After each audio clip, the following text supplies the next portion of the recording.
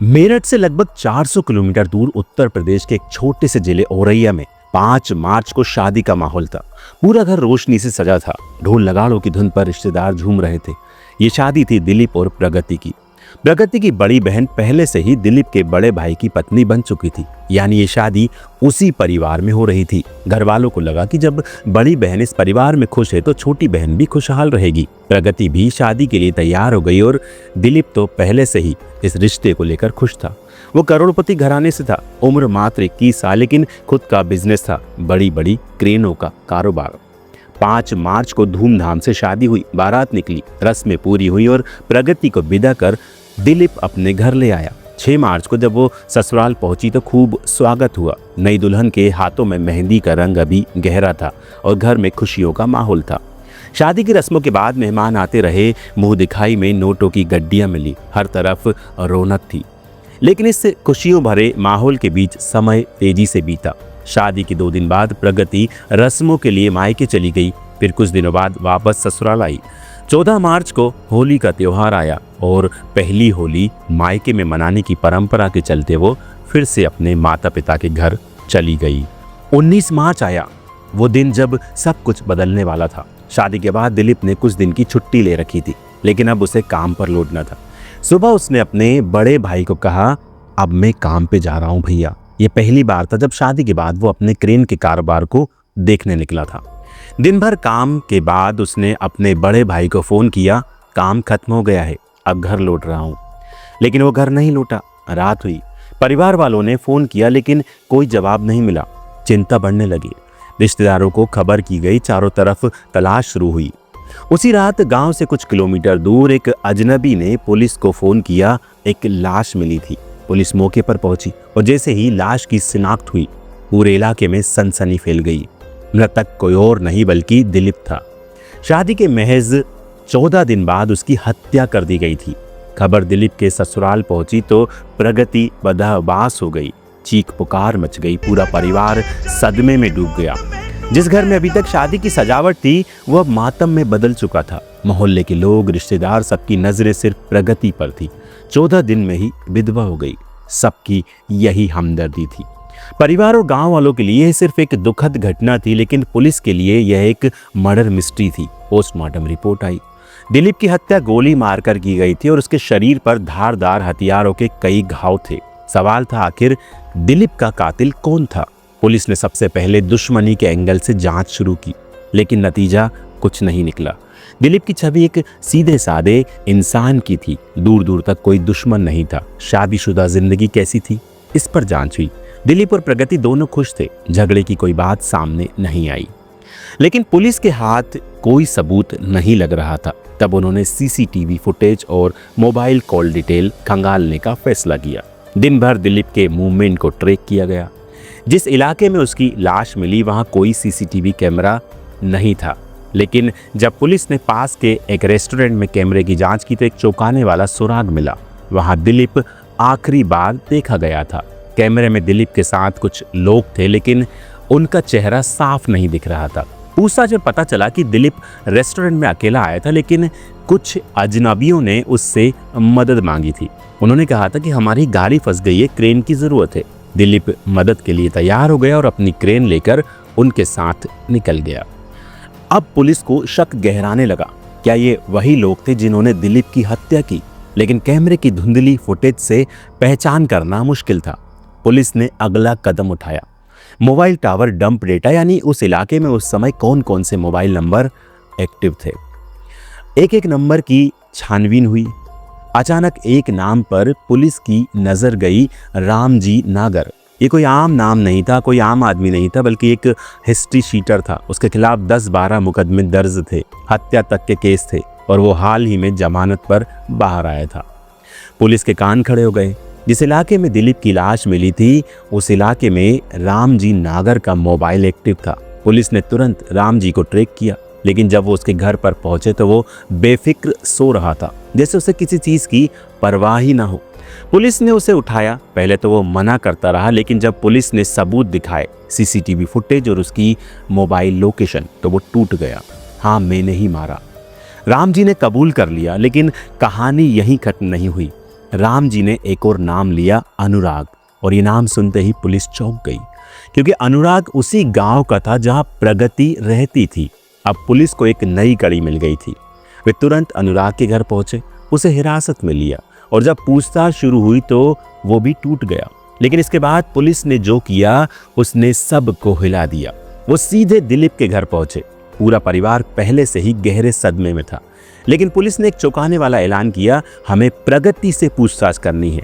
शुरू में परिवार को लगा कि पुलिस उससे जानकारी लेगी, शायद दिलीप ने अपनी पत्नी से कोई राज की बात की हो। लेकिन पुलिस ने घर के सभी लोगों को बाहर निकाल दिया और सिर्फ प्रगति से कमरे में 15 मिनट तक पूछताछ की। 15 मिनट बाद जो हुआ वो किसी ने नहीं सोचा था।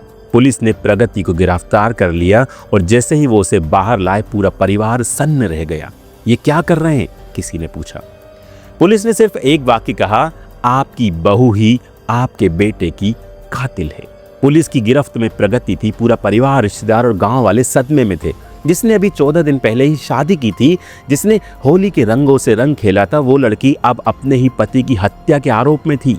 किसी को यकीन नहीं हो रहा था, लेकिन पुलिस के पास सबूत थे। प्रगति को थाने ले जाया गया। वहां पहले तो उसने खुद को निर्दोष बताया। उसकी आंखों से आंसू बह रहे थे। वो बार बार कह रही थी, मैंने कुछ नहीं किया, मुझे फंसाया जा रहा है। लेकिन पुलिस ने सबूतों के साथ कड़ाई से पूछताछ शुरू की। मोबाइल रिकॉर्ड्स, अनुराग और रामजी नागर के बयान, पैसे का लेन देन, सभी चीजें जुड़ने लगी। धीरे धीरे पुलिस ने पूरी कहानी को एक धागे में पिरो दिया। और जब पुलिस ने आखिरी सबूत दिखाया, फोन कॉल रिकॉर्डिंग, तो प्रगति टूट गई। उसने सिर झुका लिया और धीमी आवाज में कबूल कर लिया, हाँ, मैंने ही दिलीप को मरवाया है। अब पुलिस के सामने पूरी सच्चाई थी, एक ऐसी साजिश जिसे जानकर किसी के भी रोंगटे खड़े हो जाएं। इस कहानी की जड़ें शादी से पहले की थी। प्रगति और अनुराग एक दूसरे से बेइंतहा प्यार करते थे। दोनों शादी करना चाहते थे, लेकिन घर वाले राजी नहीं थे। अनुराग एक साधारण लड़का था, जबकि दिलीप अमीर परिवार से था, करोड़ों की संपत्ति का मालिक। अब प्रगति के घर वालों ने दिलीप का रिश्ता तय किया तो अनुराग और प्रगति के सपने बिखर गए। लेकिन फिर प्रगति के दिमाग में एक खतरनाक ख्याल आया। उसने अनुराग से कहा, अगर मैं दिलीप से शादी कर लूं और फिर कुछ दिन बाद वो मर जाए तो उसकी सारी दौलत मेरी हो जाएगी। तब हम आराम से शादी कर सकते हैं, कोई हमें रोकने वाला नहीं होगा। अनुराग पहले तो इस प्लान से हिल गया, लेकिन प्यार के अंधेपन और लालच ने उसकी सोचने समझने की शक्ति छीन ली। उसने हामी भर दी। 5 मार्च को शादी हुई, लेकिन प्रगति का मन एक दुल्हन की तरह खुश नहीं था, बल्कि वो जल्द से जल्द इस शादी से बाहर निकलना चाहती थी। 6 मार्च को मायके गई, फिर 14 मार्च को होली पर दोबारा मायके लौटी। यहीं पर पूरी प्लानिंग फाइनल हुई। प्रगति ने मुंह दिखाई में मिले 1 लाख रुपए निकाले और अनुराग को दिए। उसने कहा, किसी सुपारी किलर को ढूंढो जो इस काम को कर सके। अनुराग ने अपने दोस्तों से पूछा और उन्हें रामजी नागर का नाम मिला, एक कुख्यात अपराधी जो पैसों के लिए हत्या करने को तैयार था। रामजी को 2 लाख रुपए की सुपारी दी गई। 1 लाख प्रगति से मिले और 1 लाख का इंतजाम अनुराग ने किया। अब सिर्फ सही मौके का इंतजार था। प्रगति को पता था कि दिलीप शादी के बाद पहली बार काम पर जाएगा। सुबह उसने ध्यान से देखा। जैसे ही दिलीप घर से निकला, उसने तुरंत अनुराग को टेलीफोन किया। प्रगति का संदेश साफ था, आज वो घर से निकला है, बस उसका पीछा करो और मौका मिलते ही काम खत्म कर दो। अनुराग ने तुरंत रामजी नागर को फोन किया। दोनों तैयार थे। दिलीप अपने क्रेन के कारोबार के सिलसिले में बाहर निकला। दोपहर में वो एक रेस्टोरेंट में चाय पीने रुका। यही वह आखिरी जगह थी जहां उसे जिंदा देखा गया था। तभी 2 अजनबी उसके पास आए और बोले, भैया, हमारी गाड़ी फंस गई है, आपकी क्रेन चाहिए। दिलीप मदद के लिए तैयार हो गया। उसने कहा, चलो मैं देखता हूँ। वे उसे एक सुनसान इलाके में ले गए। जैसे ही दिलीप क्रेन से नीचे उतरा, पीछे से रामजी नागर ने उसके सिर में गोली मार दी। दिलीप मौके पर ही गिर पड़ा, लेकिन उन्हें यकीन चाहिए था कि वो मरा या नहीं, इसलिए उसके शरीर पर चाकू से कई वार किए गए। फिर वे वहां से भाग गए। हत्या हो चुकी थी और अब प्रगति का रास्ता साफ था, या उसने यही सोचा था। पुलिस के पास अब सबूत थे। अनुराग, रामजी नागर और प्रगति, तीनों की साजिश उजागर हो चुकी थी। जब पुलिस ने अनुराग से पूछा, तुम्हें पैसे कहां से मिले, तो उसने सच उगल दिया, प्रगति ने दिए थे। अब प्रगति का खेल खत्म हो गया था। उसके चेहरे पर पछतावे की लकीरें उभर आईं। लेकिन अब बहुत देर हो चुकी थी। प्रगति अनुराग और रामजी नागर को गिरफ्तार कर लिया गया। जब ये खबर मीडिया में फैली तो पूरे इलाके में सनसनी फैल गई। एक लड़की जो प्यार के लिए शादीशुदा पति को मारने के लिए तैयार थी, एक प्रेमी जो अपनी प्रेमिका के लिए खून करने को तैयार था, और एक अपराधी जिसने पैसों के लिए हत्या कर दी। लेकिन इस खेल में सबसे ज्यादा कीमत दिलीप ने चुकाई। वो सिर्फ 21 साल का था। उसके सपने, उसकी जिंदगी सब खत्म हो गई। पुलिस ने जब प्रगति से आखिरी सवाल किया, क्या तुम्हें किसी भी पल अफसोस हुआ, तो उसने जवाब दिया, मुझे लगा था कि मैं सब कुछ पा लूंगी, लेकिन मैं सब कुछ खो चुकी हूं। दोस्तों, कमेंट करके हमें जरूर बताइए क्या कहना है आपका इस सच्ची कहानी के बारे में। हमें आपके कमेंट का इंतजार रहेगा। अगर आपने अभी तक हमारे चैनल को सब्सक्राइब नहीं किया है तो जरूर सब्सक्राइब करें, साथ ही साथ घंटी जरूर दबाएं।